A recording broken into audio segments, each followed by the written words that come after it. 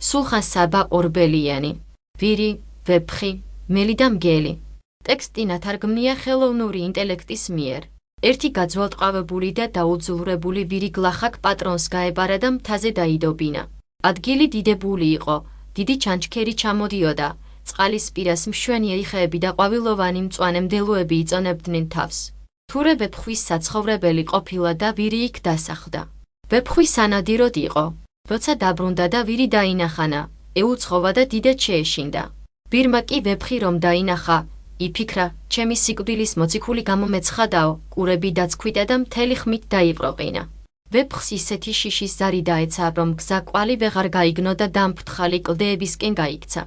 მიმავალს მელა შემოეყარა. მელამ უგუნებობა შეატყო, თაყვანის ცადა ჰკითხა, ნადირთ მეფეო, სად მიბრძანდები, ასე რამ დაგაღონაო. ვეფხმა უპასუხა, ჩემს სამეფოში ერთი უცხო ბუმბერაზი დასახლებულა. მისი შიშით სახლში აღარ დამედგომებოდა, გამოვიქეცი და ამან დამაღონაო. მელამ დაწვრილებით გამოკითხა უცხო ბუმბერაზის ამბავი და ვეფხვმაც ყველაფერი აუღწერა, მისი სახე, ფერი, ოთხფეხობა, ყურდიდობა და შემზარავი ყროყინი.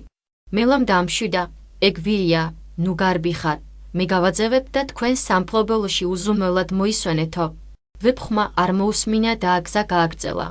მელაც მას გაჰყვა. წინ მგელი შემოეყარათ, მგელმა ვეფხვს თაყვანის ცადა მელას კითხა, რა გაჭირვებია, სად მიბრძანდებაო. მელამ მგელს უამბო, ვირს გამოექცა შეშინებული და გარბის დაუშალე და არ გამიგონაო. მგელმა ვეფხვი დაამშვიდა, ნუ სწუხა, ჩემი სადილია, გვარიანად მშია და შევექცევი, დარდი ნუ გაქვს მისი საქმე მე ვიციო. ვეფხვმა უთხრა, თუ ჩემი ღალატი არ გნებავთ და მართალს მეუბნებით, ერთი თოკი მოიტანეთ, შუაში მემოვებმები, აქეთ ერთი მომებით, იქით მეორე. ერთად მივიდეთ და თუ რამე დაგვემართა, სამივეს ერთნაირად დაგვემართოსო.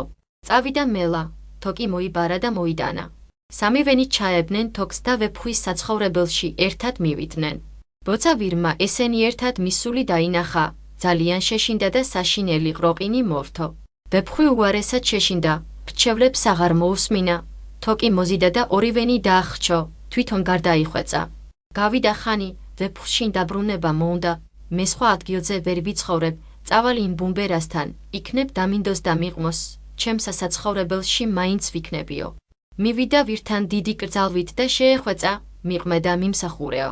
ვირმა უბრძანა, რადგან მეყმე, შეგიფარებ, ჩემს სახლს ჩაგაბარებ და ოშეცდომასაც გაპატიებ, მაგრამ მესამეს ერიდეო.